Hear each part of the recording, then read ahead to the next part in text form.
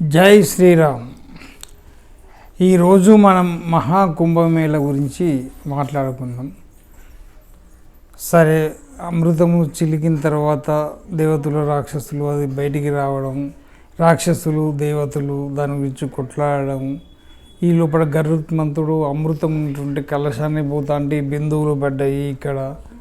అందుకోసమే మనం ఇలా 144 సంవత్సరాలకు చేస్తున్నామని వీడియోలు పేపర్ టీవీలలో రావడం జరిగింది. ఇప్పుడు జరుగుతున్నది కుంభమేళ. ఈ 144 సంవత్సరం అనేది అంటే మనకు లెక్క తెలిసిన కానుంచి, మనకు గణితం తెలిసిన కానుంచి, రాజుల కాలంలో ఏం జరిగిందో మనకు తెలియదు. మనకు ఈ యొక్క కాలం నుంచి లెక్క తెలిసిన కాడి నుంచి లెక్క పెట్టి ఎన్నిసార్లు వచ్చింది కుంభమేళ అని లెక్కలేస్తే 144వ సారి వచ్చింది. ఈసారి 12 సంవత్సరాలకు ఒకసారి వచ్చేది మహాకుంభమేళ. మళ్ళీ 12 సంవత్సరాలకు వస్తుంది కుంభమేళ. మళ్ళీ 12 సంవత్సరాల కంటే 2037వ సంవత్సరంలో వస్తుంది.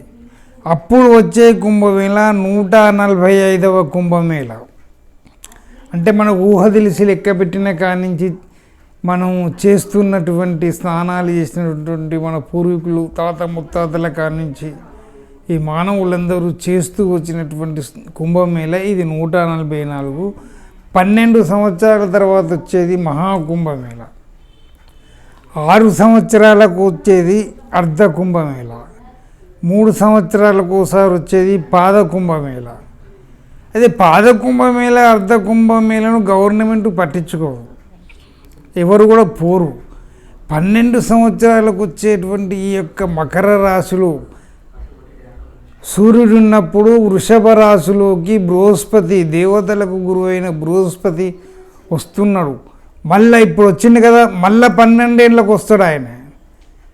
అది పుణ్యకాలం కాబట్టి, ఉత్తరాయణం కాబట్టి ఇది మహాకుంభమైన సముద్ర స్థానాలు.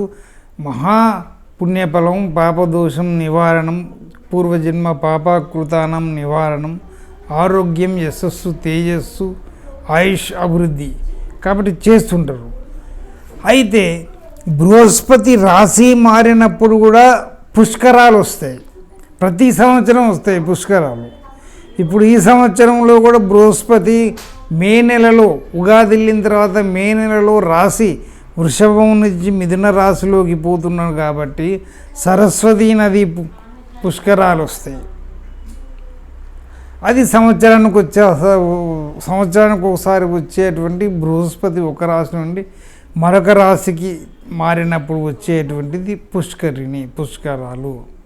ప్రతి సంవత్సరం ఒక గోదావరి మీద, గంగ మీద ఒక సంవత్సరం, యమున మీద ఒక సంవత్సరం, ఇది కృష్ణా మీద ఒక సంవత్సరం, సరస్వతి మీద, ఇట్లా ఒక్కొక్క గంగా నది మీద ఒక్కొక్కసారి వస్తూ ఉంటాడు బృహస్పతి. అది పుష్కరిణి.